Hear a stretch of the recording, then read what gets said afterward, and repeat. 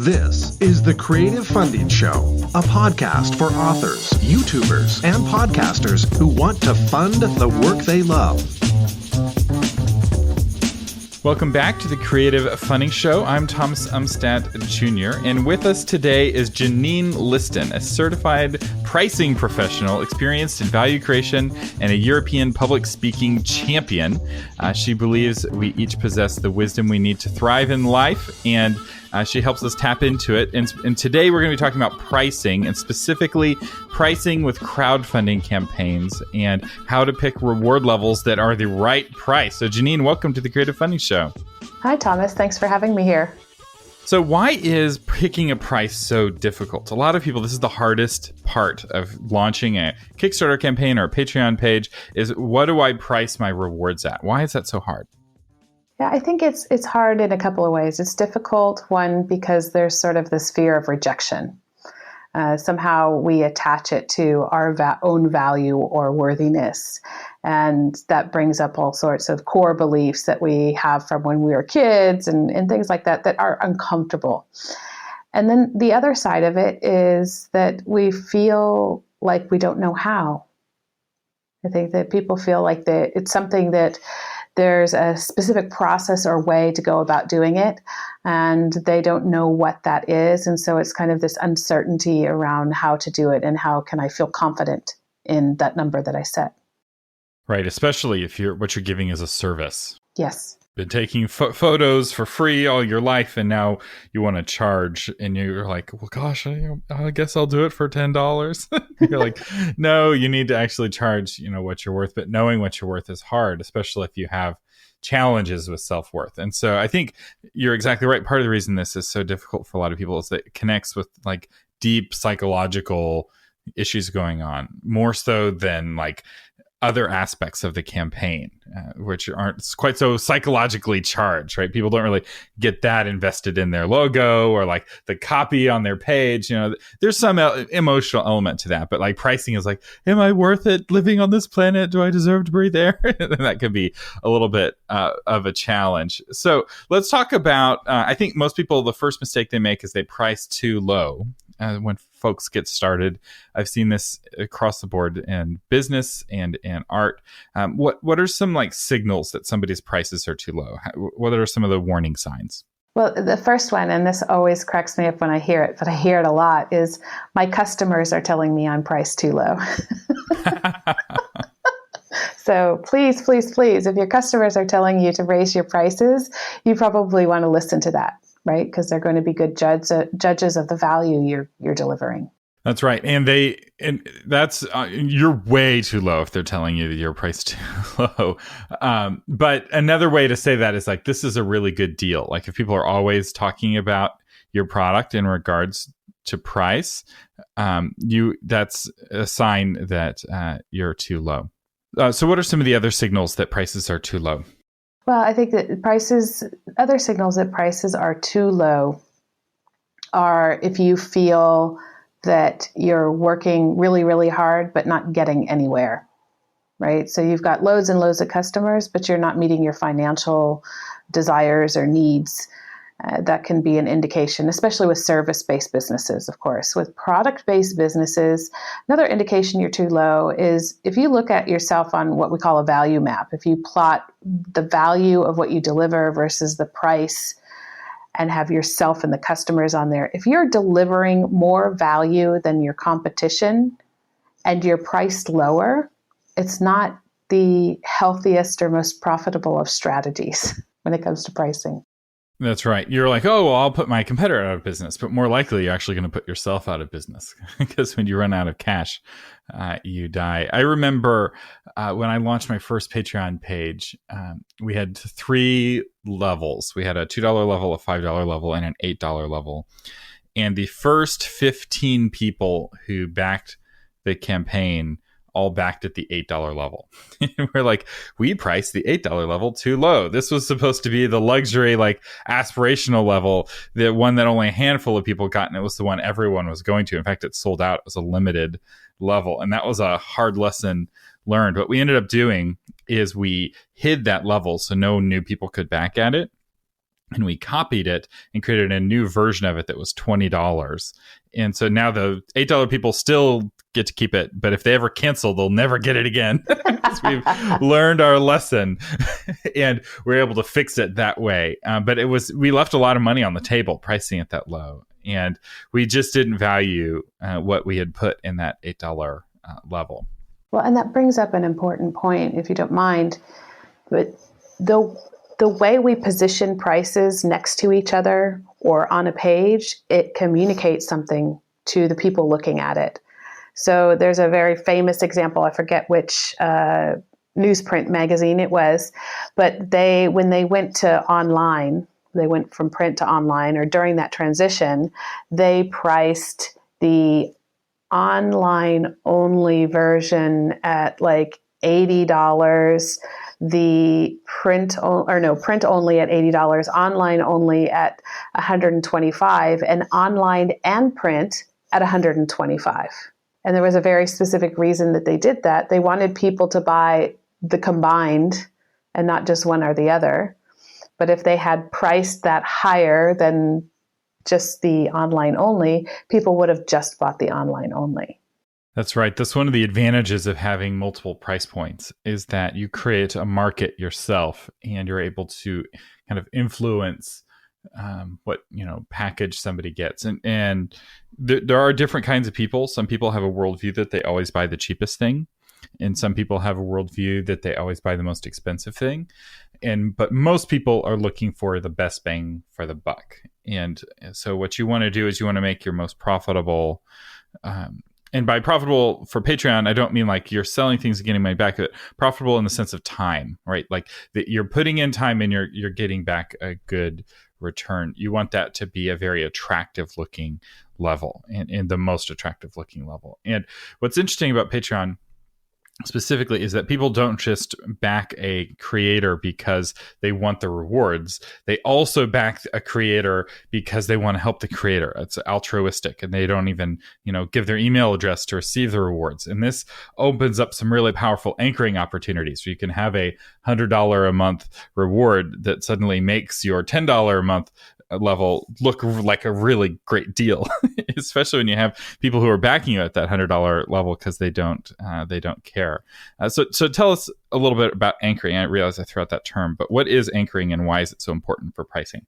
So anchoring is important because when we see a price on something, it is not just influenced by, if I'm buying something, it's not just influenced by how much money I have in my wallet or my understanding of the value of the product or service. It's also influenced by what's around it. And this is evident when you start paying attention, you see it everywhere. And so you can use Anchor to steer behavior, like the example with the newspaper. You can also use anchoring to help sort of lessen the blow, if you want to put it that way, about how big that number is compared to something else. So one way to anchor a price is in the copy before your price, mention statistics that have numbers bigger than your price. Because if you're selling something for $250 and you're mentioning statistics that talk about thousands, then $250 doesn't seem so big compared to that. And the benefits of anchoring generally happen at a subconscious level, but they are going on. There's lots of studies out there that show that these fine-tuning tactics is what I call them, they work effectively. And once you understand what anchoring is, you see it everywhere. This is why Amazon always has the price with the line through it in a different price. You always feel like you're getting a good deal on Amazon. It's why on telecommercials, they're like, you can get all of this for $9.99, but if you call now, it's only $49.99. Like they keep lowering the price. And you're like, oh, well, sophisticated people don't do that. Apple would never do that. Actually, if you watch the very first iPhone reveal, Steve Jobs gets on stage and he explains the value of the iPhone. And he's like, It's an iPod. It's an internet communication device. It's a phone. Each one of these things would be worth $600 or $500. And so he ranks out this price and he's like, are we going to sell it for $1,500? No, we're only going to sell it for $600. And everyone's like, oh my gosh. And like the next day they're like, $600 for a phone? Are you kidding? But then people were lined up around the block because it changed the world. And if it will work for somebody as sophisticated as Steve Jobs, it can work for you. And a lot of people are like, oh, I can't use anchoring. It's a cheeseball technique. And it can be, right? There are cheeseball ways of doing that, right? If you ever hear yourself using the phrase, but wait, there's more, you may be falling into the trap of getting to cheeseball land. But anchoring that price, I think, is very powerful. Yes, I agree. And you're right. It can be used in a sleazy way. It can be used in an eloquent way. And I'm a big believer whenever it comes to pricing anything that you're trying to sell, you need to do it in a way that's aligned with your values. That's right. And I do recommend, if you haven't watched it recently, go rewatch the iPhone reveal. That is just masterful salesmanship and presentation. And of all of the presentations Steve Jobs did, that's the one perhaps that changed the world the most. And it's good to rewatch. So getting back to prices, though, what are some signals that a price is too high? We talked about if they're too low. How do I know that my prices are too high? Well, again, going back to this concept of value and price, if the value you're delivering is not bringing, if what you're delivering isn't bringing the value you say it will, then of course you may be in a position where you outprice yourself. This can happen. Another common mistake that results in being overpriced, and I'm an engineer by schooling originally, so I say this with a lot of love in my heart, but there's a lot of technical and engineering people who create things out there because it's exciting to create what they created, but it's not necessarily what their customer wanted or needed. And they have an expectation to earn money with it, so they price it really high and then realize it's not what the market wants or needs.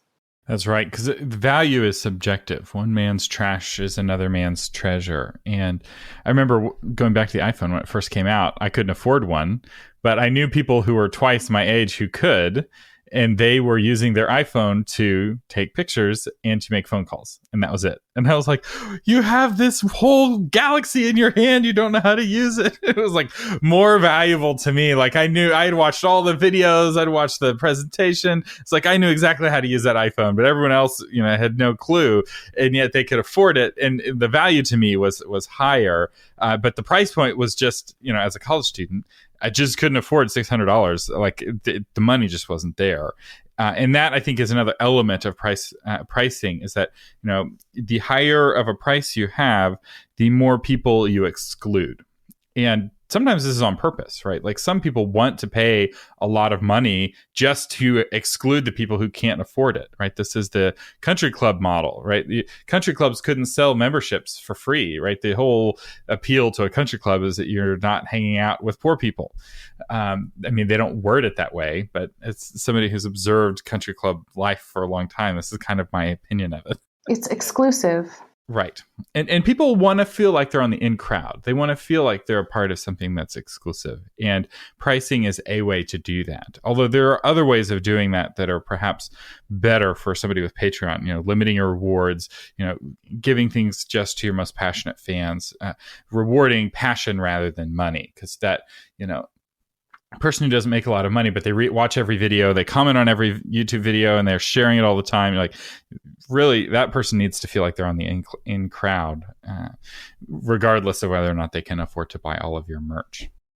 So can I ask you a question? When it comes to Patreon, so one of the things is just something I was thinking out loud, or thinking in my head, saying out loud. So quite often when you're selling something, you get requests for discounts. And so I always teach people, don't offer discounts, offer something of value instead, because just because somebody asks for one doesn't necessarily mean that that's what's in the way. So we talk about making a list of things that you could offer instead of granting a discount.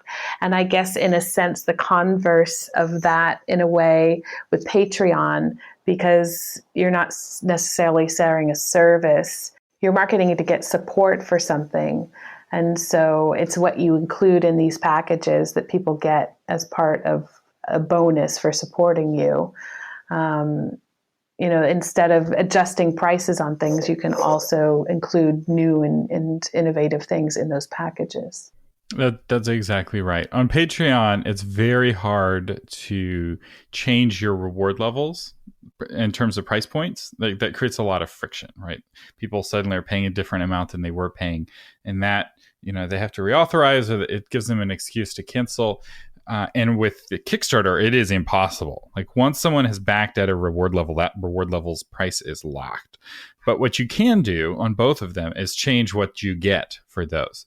So with Kickstarter, the way this is done is with stretch goals. So, I need $10,000 to produce the album, but if we can raise $15,000, I'll add 2 new songs to the album than would have been included otherwise, because we'll have the extra money for the studio time. It's classic stretch goal. And that's a way of enhancing. You're not paying any more money, right? You paid your $10 for your digital album, and you were getting 12 tracks, and now you're getting 14 tracks if you help bring in more backers, right? So you go get your friends, and it creates an incentive. And that's really powerful. You can do stretch goals actually are built into the platform of Patreon. So you have these goals. They're not called stretch goals. They're just called goals, but they function like stretch goals, where once we get, 100 backers, once we get $1,000, such and such thing is unlocked and everyone gets it, or everyone at such and such levels gets it. And that is where you want to play around and really experiment with what the rewards are. So I know this is the pricing episode, but in many ways, price is just a way of reflecting the value of the package, and playing with what's in that package can be very powerful. Well, I don't know if you're familiar with the reverse auction, which is what they use in Amsterdam in the flower market. They use a reverse auction. And to me, it's almost like reverse pricing in a sense. So what is a reverse auction? So a reverse auction, I knew you were going to ask me that. So a reverse auction, so usually you go after the highest bidder. And what you do in a reverse auction is you go towards the lowest bidder. But if you don't go low enough, then you might not sell your flowers, basically. So you keep lowering the price till you can't lower it? Like, what does that look like? You keep lowering it until somebody accepts the price. Okay. So they do that at regular auctions too. If they put out a product and no one's bidding on it, sometimes they'll lower the product till they get a bid. It's an interesting technique. It's kind of like a reverse coupon, which we found has worked really well, which is where you threaten, or you say, we're raising the price of our course. We do this with Novel Marketing. We have a course that we priced way too low. Lesson learned. But instead of just raising the price, what we've done is we've, from time to time, warned people, hey, we're going to raise the price in 2 months. If you want to get it at the current price, this is your chance. And it functions like a coupon. It has that urgency and that anchoring and a lot of the elements of a coupon, but we're not actually lowering the price. We're anchoring it to this new higher price that it's going to have in the future. It's a good strategy for when you have to make price increases. Right. And it also eliminates people being like, what happened? I was about to buy it and suddenly the price has gone up. Like, they have lots of notice. And so people feel less like you just change the price willy-nilly. So let's talk real briefly as we close about specifically pricing strategies for Patreon and for Kickstarter. What are some tips you would give for somebody who's starting a Patreon page on setting prices for their rewards? I think one of the things, and I alluded to it earlier, is when you do set up your packages, think about the different price levels. Because so let's say you have 3 different packages that you are levels that people can support you at. If you price the bottom one and the middle one very close together, you'll steer people more towards the bottom, towards those 2, if you have a bigger gap between the middle and the higher one. If you want to steer people, so you can steer people with your prices, and think about when you set those numbers, don't necessarily have them in equidistance apart, because you can actually steer people in a direction. Probably one of the reasons you sold that higher $8 package so much is because there wasn't enough difference between the different levels. And if you had had a bigger gap, you might not have sold as many of those. So think about what those price levels are saying to people and how it might be steering them. So that's one thing to do.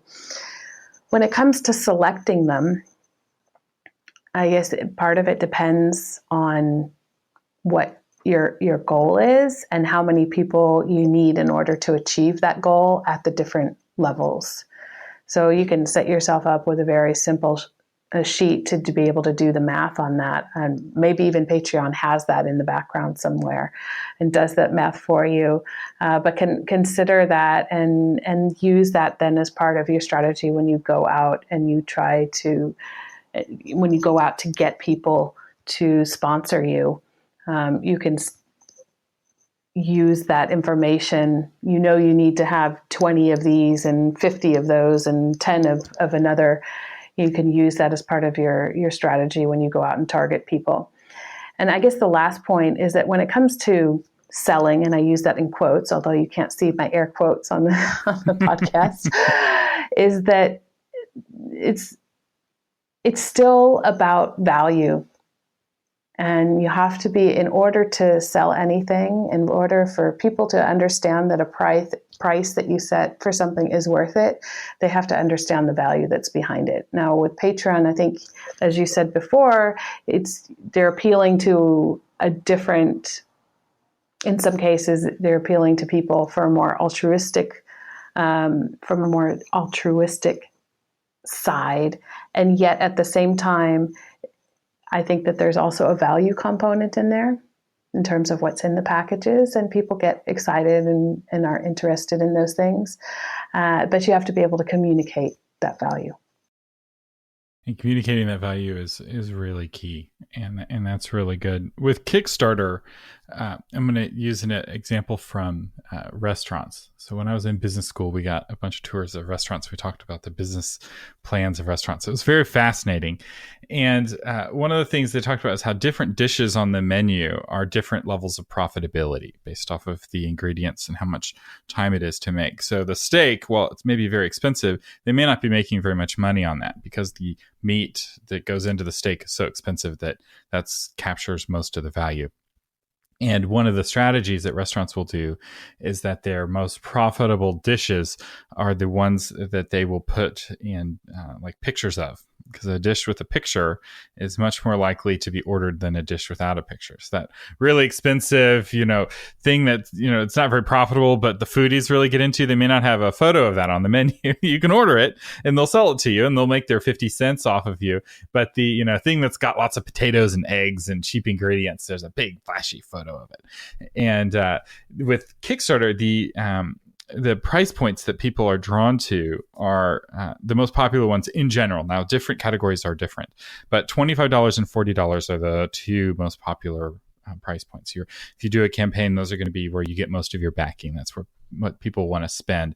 And you want to make sure that those levels are those flashy picture type dishes where it's very good margins. So like for $25, if you're a artist, or let's say you're an author, so give the ebook and one copy of the paper book is the $25 level, which is $25 worth of value, right? The ebook's worth $10, the paper book is worth $15 or $20, so it feels like a good deal. But your cost of giving the ebook is negligible, and so it ends up being a very high value product for you. The temptation is, for $25, I'm going to give you a signed copy. And, if 1,000 people back at the $25 level, you are signing 1,000 books and that you're going to wish that your arm would fall off at the end of that. Like you need to price it in such a way where you're not doing harm to your body. So anyway, those are just some thoughts on Kickstarter. I know we have folks listening who are doing Kickstarter and Indiegogo and some people who are doing Patreon. But the main thing, and I really appreciate that you keep going back to this, is about value. And the key to knowing value is to know who your audience is and what they find valuable. Amen. Because just because you think something is valuable doesn't mean they will think something is valuable. I remember one final story. I was at WordCamp, so WordPress conference, and one of the developers from the WordPress team was giving a presentation. He was talking about all the new features in WordPress that they'd worked so hard on. He's going after feature after feature, and he's getting polite applause. And then he's like, and we're improving the copy and paste from Microsoft Word so it won't mess up the text so much when you copy and paste. And he gets like a standing ovation. And he just stands there dumbfounded because they're like, all these other features were so hard to develop, and like whole teams of people. And it was the pasting from Microsoft Word, which was the one that like got him the standing ovation. And he was like, really? That's the feature? And the same thing happened at Apple at their most recent presentation. They released the new version of Microsoft or OS 10, the new Mac operating system. And what got them the biggest applause was this new dark mode, where you can make all of the colors dark so you're not getting so much light on your face, which is not a big feature. Like that was not hard to do. And they get this thunderous applause, and the guy on stage was kind of stunned. It's like, wow, I guess we really got the right feature with that one.